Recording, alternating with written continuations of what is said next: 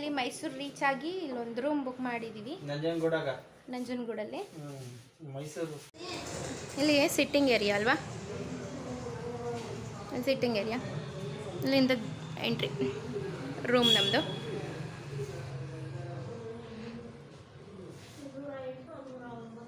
ಇಲ್ಲಿ ಒಂದು ಬೆಡ್ ಹಾಕಿದ್ದಾರೆ ಆ್ಯಂಡ್ ಇದು ಎಕ್ಸ್ಟ್ರಾ ಬೆಡ್ ನಾವು ತೊಗೊಂಡಿರೋದು ಬೆಡ್. ಇದು ಒಂದು ಟಿ ವಿ ಇದೆ, ಇಲ್ಲಿ 2 ಚೇರ್ ಇದೆ. ಇದು ಕಬೋರ್ಡು,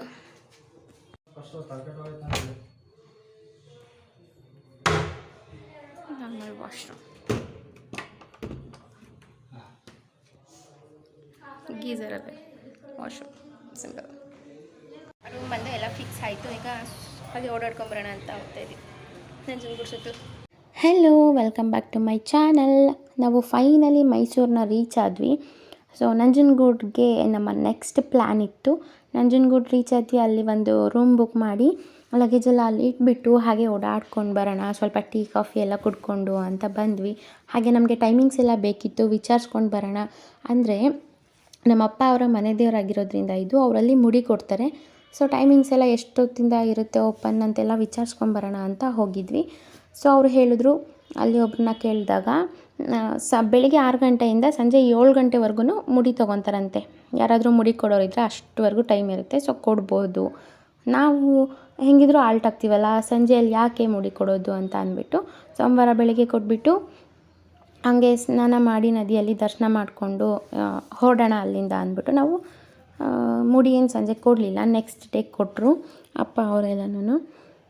ಹಾಗೆ ಓಡಾಡ್ಕೊಂಡು ಬರೋಣ ಅಂತ ಹೊರಟಿದ್ವಿ. ಸೊ ನೋಡ್ತಾ ಇರ್ಬೋದು ನೀವು ಎಷ್ಟು ಚೆಂದ ಕಾಣ್ತಿದೆ ನಂಜನಗೂಡು ಅಂತ. ಇದು 6:30 ಆಗಿತ್ತು ಅನಿಸುತ್ತೆ ಟೈಮು. ತುಂಬ ಚೆನ್ನಾಗಿ ಅನಿಸ್ತು ನನಗೆ. ಫಸ್ಟ್ ಟೈಮ್ ನಾನು ನಂಜನಗೂಡಿಗೆ ಹೋಗ್ತಾ ಇರೋದು, ನಾನು ಇಲ್ಲಿವರೆಗೂ ನೋಡಿಲ್ಲ ನಂಜನಗೂಡು. ಸೊ ತುಂಬ ಖುಷಿಯಾಯಿತು. ಬಟ್ ಏನಂತಂದರೆ ಅಲ್ಲಿ ಹಾಲ್ಟ್ ಆಗಬೇಕಂದಾಗ ರೂಮ್ಸು ಸ್ವಲ್ಪ ಕಾಸ್ಟ್ಲಿ ಅಂತ ನನಗನ್ನಿಸ್ತು. ಬೇರೆಯವ್ರಿಗೆ ಹೆಂಗೆ ಅಂತ ನನಗೆ ಗೊತ್ತಿಲ್ಲ, ಬಟ್ ನನಗೆ ಸ್ವಲ್ಪ ಕಾಸ್ಟ್ಲಿ ಅನಿಸ್ತು. ನಾವು ಹೋಗಿದ್ದು 6 ಗಂಟೆ, ಸಂಜೆ 6 ಗಂಟೆ ಆಗಿತ್ತು. ನೆಕ್ಸ್ಟ್ ಡೇ ಮಾರ್ನಿಂಗ್ 12 o'clock ಅಷ್ಟರಲ್ಲಿ ಖಾಲಿ ಮಾಡಿಕೊಡ್ಬೇಕು. ಅಕಸ್ಮಾತ್ ಲೇಟ್ ಆಯಿತು ಅಂದರೆ 1 hour ಕೊಡ್ತಾರೆ time, half an hour 1 hour extra time ಕೊಡ್ತಾರೆ ಅಷ್ಟೇ. ನಾವು ಪೇ ಮಾಡಿದ್ದು 1000 rupees ಒಂದು ರೂಮಿಗೆ.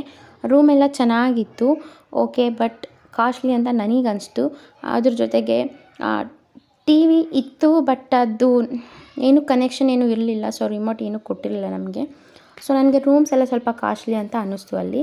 ಅದಾದಮೇಲೆ ನಾವು ರಾತ್ರಿ ಫುಲ್ ಹೊಟ್ಟೆ ಹಸಿತಾ ಇದ್ದಿದ್ದರಿಂದ ಊಟ ಮಾಡಿದ್ವಿ. ಊಟನೂ ಅಷ್ಟೇನು ಚೆನ್ನಾಗಿರಲಿಲ್ಲ, ಓಕೆ ಅನ್ನಿಸ್ತು. ಸೊ ಹಾಗೆ ಊಟ ಮಾಡಿಬಿಟ್ಟು ಎಲ್ಲ ಕಡೆ ಬೆಳಗಿನ ಜಾವ 4 ಗಂಟೆ ರಾತ್ರಿ ಥರನೇ ಕಾಣ್ತೈತೆ.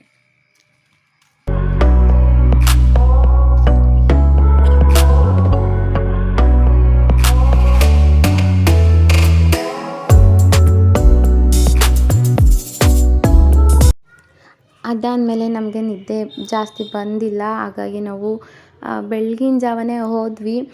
ಕಾಫಿ ಎಲ್ಲ ಕುಡ್ಕೊಂಡು ಸ್ವಲ್ಪ ಅದಾದಮೇಲೆ ಅಪ್ಪ ಮುಡಿ ಕೊಟ್ಟರು. ನದಿಗೆ ಬಂದಿದ್ವಿ ನಾವು ಸ್ನಾನ ಮಾಡೋಕ್ಕೆ ಅಂತ. ನಾನೇನು ಸ್ನಾನ ಮಾಡಿಲ್ಲ ಅಲ್ಲಿ, ಸುಮ್ಮನೆ ಹಾಗೆ 1-3 ಇಡಿ ಹಾಗೆ ಸುಮ್ಮನೆ ಹಂಗೆ ಚಿಮ್ಸ್ಕೊಂಡೆ ತಲೆ ಮೇಲೆ.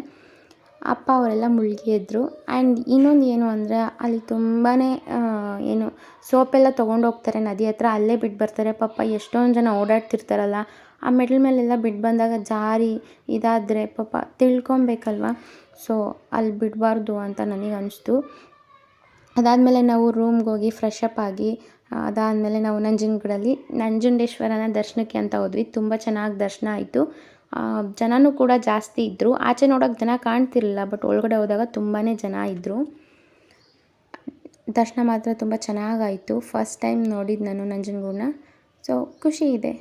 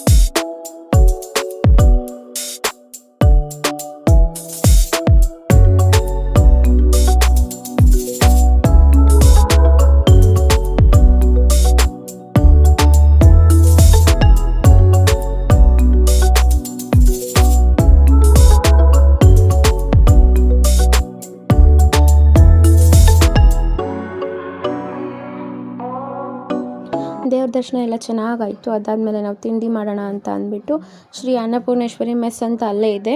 ಸೊ ಅಲ್ಲಿಗೆ ಹೋಗಿದ್ವಿ. ಬಾಳೆ ಎಲೆಯಲ್ಲಿ ತಿಂಡಿ ಹಾಕ್ಕೊಡ್ತಾರೆ. ತುಂಬ ಚೆನ್ನಾಗಿತ್ತು ತಿಂಡಿಯಲ್ಲಿ. ಅಲ್ಲಿಂದ ತಿಂಡಿ ಮುಗಿಸ್ಕೊಂಡು ನೆಕ್ಸ್ಟ್ ಹೋಗೋಣ ಅಂತ ಹೊರಟ್ವಿ. ಹಾಗೆ ಇಲ್ಲಿ ಕೂಡ ಹೋಗಿ ಒಂದು ಫೋಟೋ ಎಲ್ಲ ತಗೊಂಡು ಹೊರಟ್ವಿ ನಾವು.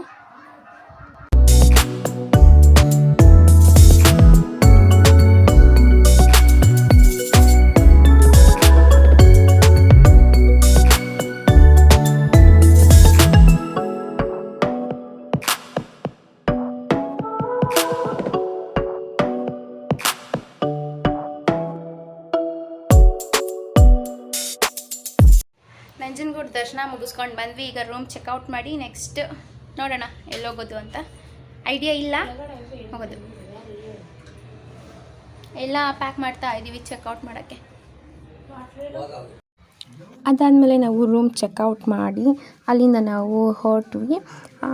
ಪರಶುರಾಮನ ದೇವಸ್ಥಾನ ನಂಜನಗೂಡಿಂದ ತುಂಬಾ ಹತ್ರ ಇದೆ. 1-2 ಕಿಲೋಮೀಟ್ರ್ ಅಷ್ಟೇ ಆಗೋದು. ಸೊ ನಂಜನಗೂಡಿಗೆ ಹೋಗಿ ದೇವ್ರ ದರ್ಶನ ಮಾಡಿದ್ಮೇಲೆ ಪರಶುರಾಮ ದೇವಸ್ಥಾನಕ್ಕೆ ಹೋಗಲೇಬೇಕು ಅಂತ ಒಂದು ಇದಿದೆಯಂತೆ. ಅಂದರೆ ಹಳೆ ಕಾಲದವ್ರು ಮಾಡಿರೋದದು. ಅಲ್ಲಿ ದರ್ಶನ ಮಾಡಿಕೊಂಡು ಇಲ್ಲಿ ಪರಶುರಾಮನ ದರ್ಶನನೂ ಮಾಡಿಕೊಂಡು ಆಮೇಲೆ ಹೋಗಬೇಕು ಅಂತ. ಸೊ ತುಂಬ ಜನ ಹೇಳ್ತಿದ್ರು. ಹಾಗೆ ಯೂಟ್ಯೂಬಲ್ಲಿ ಕೂಡ ತುಂಬ ಜನ ಹಾಕಿದ್ದಾರೆ. ಸರಿ ಅಂತ ಅಂದ್ಬಿಟ್ಟು ಹತ್ರನೇ ಐತಿ ಅಲ್ವಾ. ಸೊ ನಾವು ಹೋಗಿದ್ವಿ. ಅಲ್ಲಿ ಕೂಡ ತುಂಬಾ ಚೆನ್ನಾಗಿ ದರ್ಶನ ಆಯಿತು. ಆ ಜಾಗನೂ ಕೂಡ ತುಂಬ ಚೆನ್ನಾಗಿದೆ.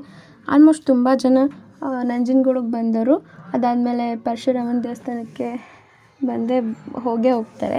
ತುಂಬ ಜನನೇ ಇದ್ದರು ಅಲ್ಲಿ ಕೂಡ. ಸೊ ಅದಾದಮೇಲೆ ನಾವು ನೆಕ್ಸ್ಟ್ ಹೊರಟಿದ್ದು ಬೇರೆ ಕಡೆ. ಎಲ್ಲಿಗೆ ಹೊರಟ್ವಿ ಏನು ಅಂತೆಲ್ಲ ನಿಮಗೂ ಕೂಡ ಗೊತ್ತಾಗುತ್ತೆ ಬರೋ ವ್ಲಾಗ್ಸಲ್ಲಿ. ನನ್ನ ವಿಡಿಯೋನ ಹಾಗೆ ಕಂಟಿನ್ಯೂಸ್ ಆಗಿ ನೋಡ್ತೀರಿ. ಚಾನಲ್ನ ಇನ್ನೂ ಸಬ್ಸ್ಕ್ರೈಬ್ ಮಾಡ್ಕೊಂಡಿಲ್ಲ ಅಂದರೆ ಮಾಡ್ಕೊಳ್ಳಿ. ಪಕ್ಕದಲ್ಲೇ ಇರೋ ಬೆಲ್ ಐಕಾನ್ನ ಮಾಡಿದ್ರೆ ನಾನು ಯಾವುದೇ ವೀಡಿಯೋಸ್ ಹಾಕಿದ್ರು ನಿಮಗೆ ಬರುತ್ತೆ. ಹಾಗೆ ವಿಡಿಯೋ ಇಷ್ಟ ಆದರೆ ಲೈಕ್, ಶೇರ್, ಕಮೆಂಟ್ ಗೊತ್ತಲ್ಲ, ಮರಿಬೇಡಿ. ಸೊ ನೆಕ್ಸ್ಟ್ ವಿಡಿಯೋದಲ್ಲಿ ಸಿಗೋಣ. ಅಲ್ಲಿವರೆಗೂ ಬಾಯ್.